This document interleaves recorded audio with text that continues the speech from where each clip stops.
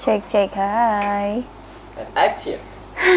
Hai semuanya, gimana kabar kalian? Semoga baik-baik aja. Jangan lupa perbanyak air putih, jangan lupa perbanyak sayur dan buah ya. Jangan indomie terus, aja junk food terus. Jangan makanan siap saji terus ya kan. Hari ini temanya cukup menarik karena kita akan membahas tentang lelaki hidung belang lagi. Tapi kita nggak akan salahin laki-lakinya, karena gimana pun juga mau kita bahas tentang lelaki hidung belang atau wanita panggilan dan sejenisnya, tetap yang salah itu dua belah pihak, nggak bisa disalahin salah satunya aja ya kan. Nah, hari ini kita akan membahas tentang wanita yang disukai lelaki hidung belang. Jadi buat kalian para wanita, kalau pacar kalian punya teman deket ada ciri-ciri ini, kalian baru patut waspada. Patut waspada bukan berarti terus kalian menuduh sembarangan, bukan berarti terus kamu tidak akan membolehkan pacarmu main dengan temannya. Kamu jadi super protektif yang ngecek semua sosmed, semua chat, semua nomor, semua apapun itu mbok ceki kabeh. Enggak, jangan jadi wanita seperti itu. Karena apa? Karena itu menyebalkan ya. Jadi jangan begitu. Cukup kalian waspada aja. Kalau udah mulai ada ambu-ambu enak, ambu-ambu bosok, nah baru ditegur ya, ditanyain baik-baik ya kan. Jadi kita langsung aja ke ciri-ciri pertama. Ciri-ciri wanita yang disukai lelaki hidung belang. Yang pertama adalah wanita itu jauh dari pasangannya. Misal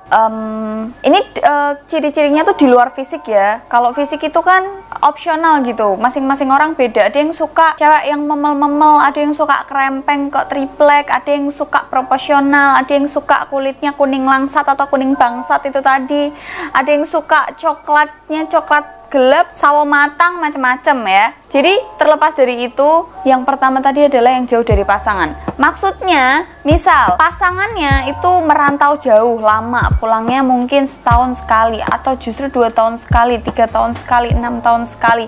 Gak tentu pulangnya, karena pekerjaannya mengharuskan dia tinggal jauh, ya kan? Terus bisa jadi kalau si cewek ini pasangannya itu kerja jauh itu sengaja. Emang di sananya juga punya wanita lain dan dia juga ternyata simpenan, macam-macam ya kan. Tapi intinya kalau pasangannya itu jauh, tapi kembali lagi ke pribadinya masing-masing, dia setia nggak orangnya ya kan. Itu yang pertama. Yang kedua ini sangat riskan dan bisa jadi yang tadinya wanita ini tidak berniat untuk selingkuh, dia bisa jadi selingkuh. Karena apa? Karena ciri-ciri yang kedua adalah wanita yang sedang patah hati. Namanya wanita sedang patah hati tuh nggak bisa mikir jernih, nggak bisa rasional, pikirannya tuh pendek, singkat, reaktif. Jadi begitu dapat bumbu moto sitik langsung bubrah neng dindi gitu ya. Biasanya kalau cewek-cewek patah hati ini terus ketemu dengan lelaki yang tahu celahnya, lelaki hidung belang ini, dia langsung bisa kayak, oh kamu lagi disakitin toh. Laki-lakinya tuh pasti akan gitu, ya udah sini sama aku aja. Biasanya akan kayak gitu. Dan cewek karena dia lagi patah hati, dia lebih suka untuk didengarkan ceritanya tanpa solusi, didengarkan ceritanya aja, dipok-pok. Oh ya ampun kamu kasihan, dipok-pok gitu kan. Pokoknya disayang-sayang. Biasanya kalau cewek patah hati ya, terus diapain lagi biasanya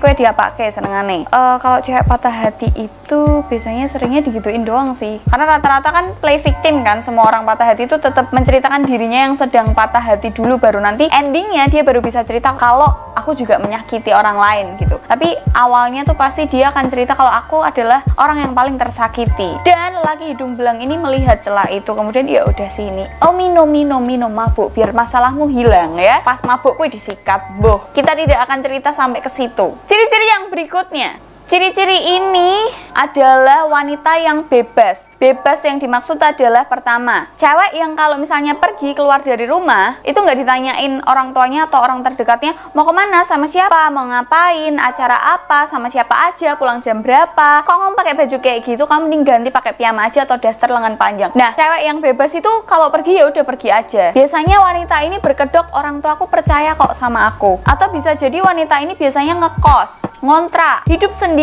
atau hidup bareng-bareng tapi cewek-cewek semua yang mungkin rata-rata mereka setipe. Jadi cewek bebas ini yang kalau pergi itu nggak pernah ditanyain, jarang ditanyain, nggak pernah dicariin juga, bebas mau pakai pakaian apa aja nggak akan dicariin, nggak akan diomelin, nggak akan kenapa kok pakai kayak gitu, nggak ada yang nanyain soalnya. Dan wanita bebas ini biasanya bisa pulang jam 2 pagi, jam 3 pagi, pulangnya terserah mereka, sesuka mereka. Kalau urusannya udah kelar baru pulang ya. Beda dengan wanita karir yang pulang ketika kerjaannya kelar gitu kan, pulang ketika emang udah ngantuk gitu. Nah wanita ini tuh malah keluarnya biasanya suka-suka mereka, jarang keluar pagi, atau kalaupun keluar pagi ya pulangnya pagi lagi, bisa jadi kayak gitu. Jadi nggak beraturan, nggak bisa diprediksi gitu dia akan keluar jam berapa, pulang jam berapa, nggak bisa, karena suka-suka dia. Namanya aja wanita bebas ya kan. Dan rata-rata kalau misalnya udah karena wanita bebas ini terus misalnya diemplok sama lelaki hidung belang ini, biasanya mereka nggak ada kerjaan tuh. Kalau dia ngekos misal di mana tapi nggak ada kerjaan, jadi kerjaannya nggak jelas tapi duitnya ada aja, beli apa-apa bisa aja gitu kan. Kalian perlu waspada ya. Coba tengok kanan kiri, siapa tahu kalian ada di lingkungan itu ya. Nah kan, lanjut ciri-ciri yang berikutnya.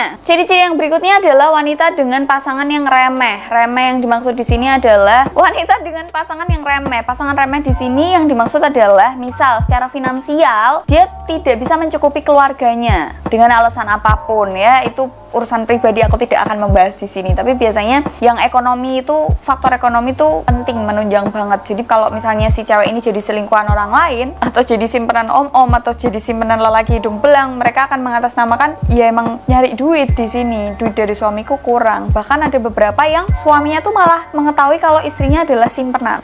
Luar biasa.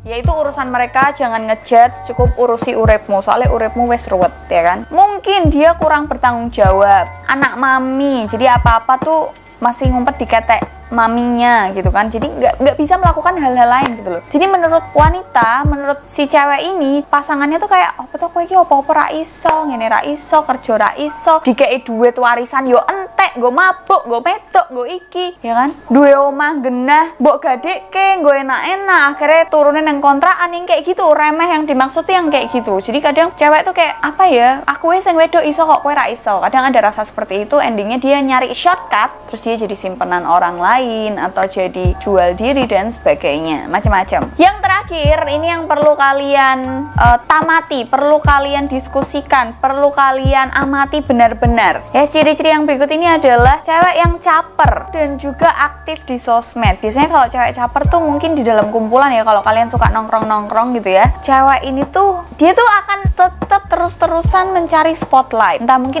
lihat deh rambutku baru, lihat deh celanaku baru, lihat deh sendalku baru gitu kan, atau kemarin aku habis dari sini, tahu nggak sih kemarin. Jadi dia akan memecah suasana, dia akan memecah crowd dengan ceritanya dia, dan dia akan meminta teman-teman sekitarnya untuk memperhatikan dia. Dan cewek ini biasanya aktif di sosmed karena apa? Karena dia akan memancing-mancing lelaki hidung belang tuh untuk mendekat. Jadi dia nebar benih ya untuk si cowok-cowok ini tuh nge-DM atau ngechat, hai, kalau aku ngechat kamu ada yang marah nggak?